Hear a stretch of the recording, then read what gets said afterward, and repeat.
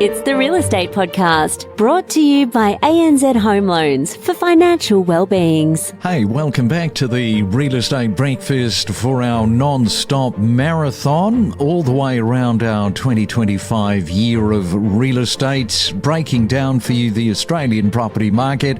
Never seems to be a dull moment, always plenty going on. And thank you for the many emails which we get each week. A lot of them just letting us know where you are listening in the world to us from.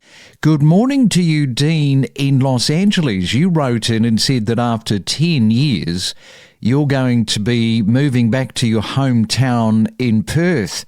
You work in the oil industry in the US. I've got to say, man, oh man, has Perth changed in the last 10 years? And you're going to notice that for sure. And you asked also if there was any real estate company that we could recommend for you to transact with here in Perth. Now, it's an interesting question. The reason being is that we have been asked that many times before, but because we're not a real estate company, we have avoided it. That is until now. Because there are so many expats deciding to come home, they are listening to us but not sure what real estate company to connect with. And we have decided to put together a list of trusted people that we know so that we can supply all of those contacts for all of the major cities right around Australia.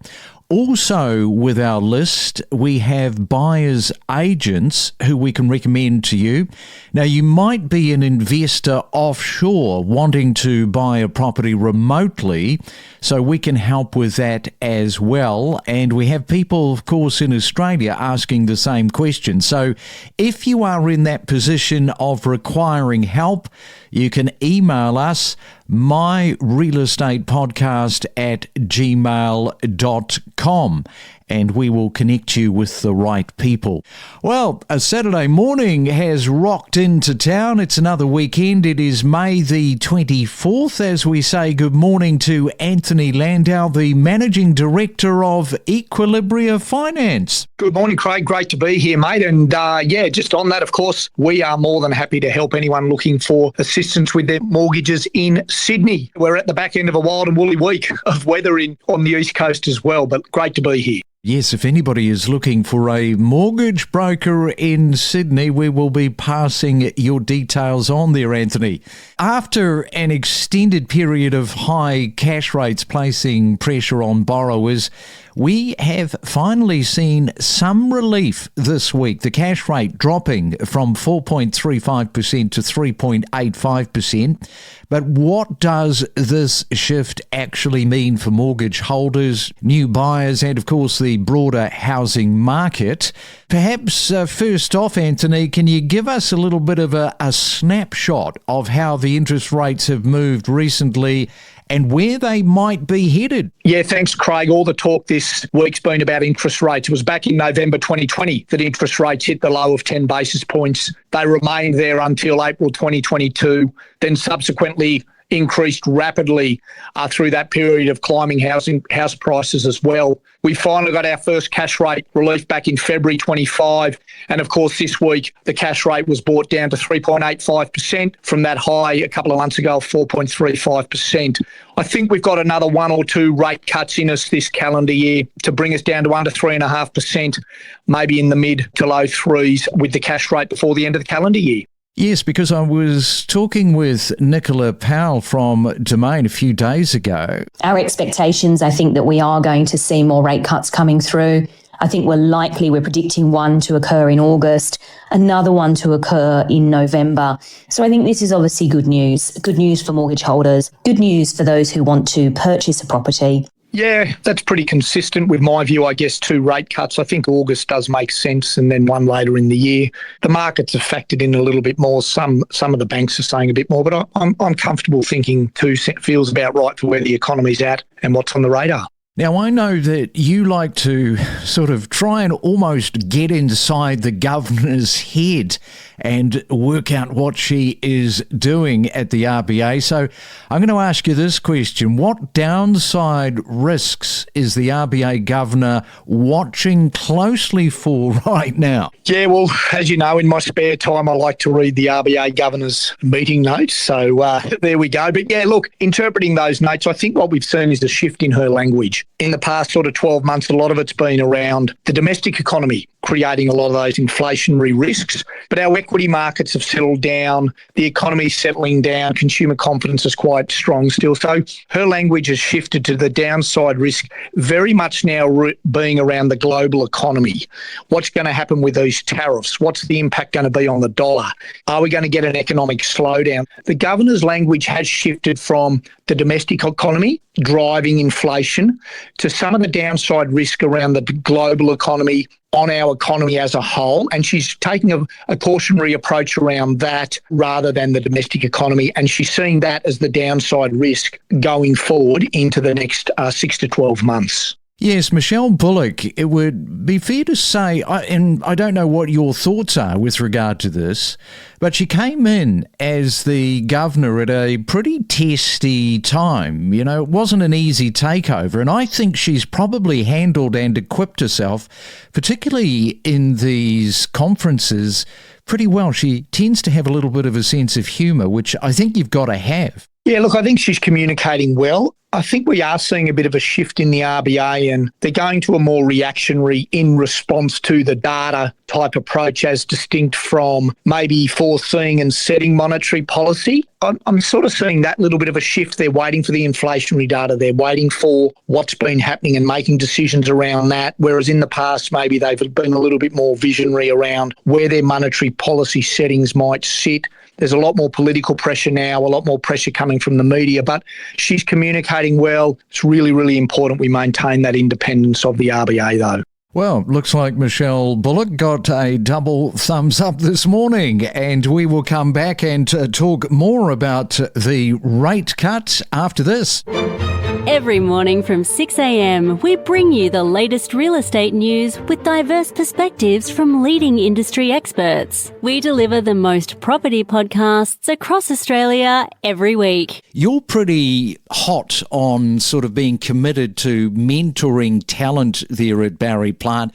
So important, you know, to give a new person coming through all of the skills, the tools, the right sort of messaging and advice to set them up to give them some sort of a chance, a realistic chance to last a little bit longer beyond that 12-month threshold where so many of them are dropping out. Again, the pivot point for that cultural piece is the director in office. I absolutely have adored building a high-performing team here at our head office, and we have a great team in the corporate environment, and we have a great group of directors. So our focus, particularly this year, is on leadership. How do we all elevate, myself included?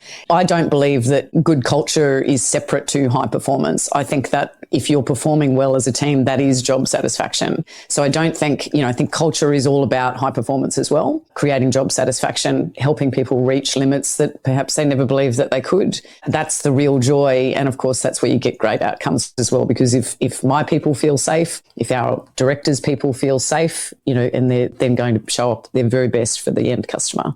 Yes, these lofty goals where people go down the rabbit hole, and we've talked about this before, they go into real estate with an unrealistic expectation. And I guess you, as the head of an organisation, you've got to kind of put those parameters in place where it's like, yes, you can achieve that, but this is the sort of track that you've got to take in order to do that. Well, and I think too, that's part of where the industry may have gone wrong is we're holding up these enormous commission numbers and celebrating that. That's actually not the way our group operates. The end result of all of the hard work is obviously the payoff. But if that's your motivation, you won't actually be using that moral compass that we talked about. You need to act with purpose and, providing that framework so that people can act with purpose within our business and act according to the Barry Plant values.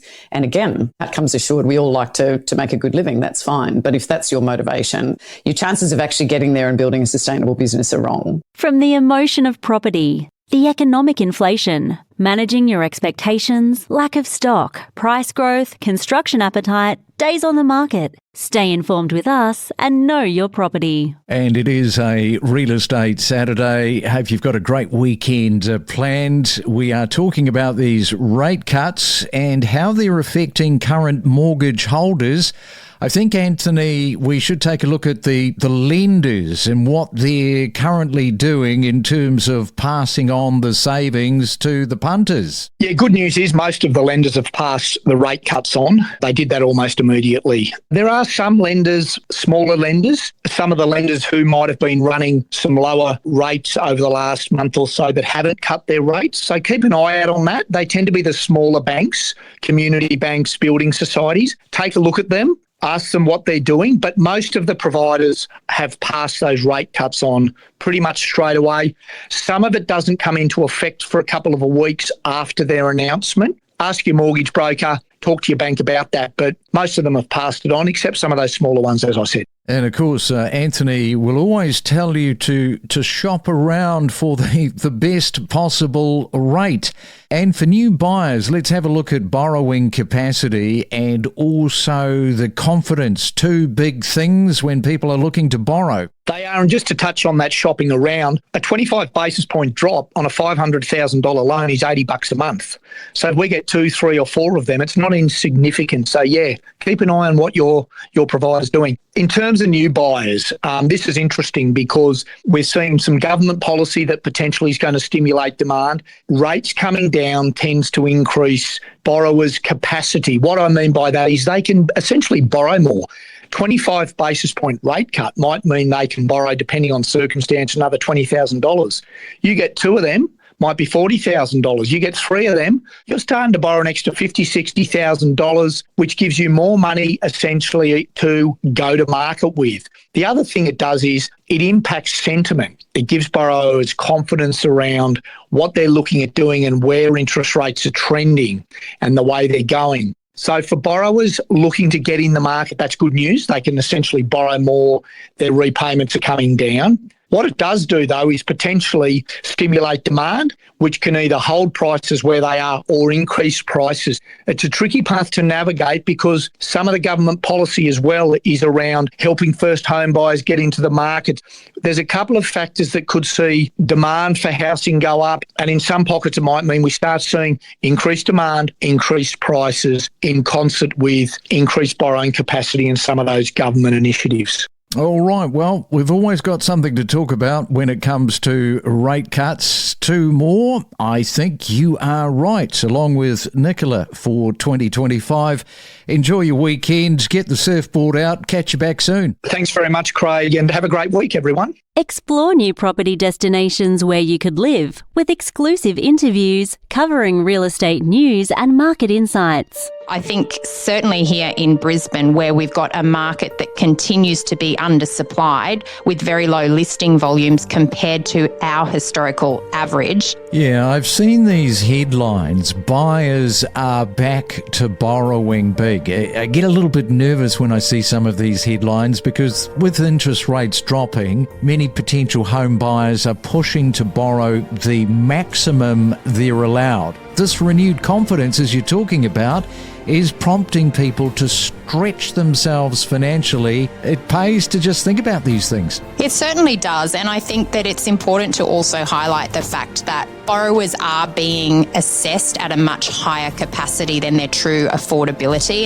and whilst they are able to borrow more money when interest rates fall, and whilst we are seeing many buyers stretch to their capacity, even if rates turn around and start to increase, that there's a buffer built into the borrowings that people are making. We connect you to the best real estate information across Australia. The Real Estate Podcast.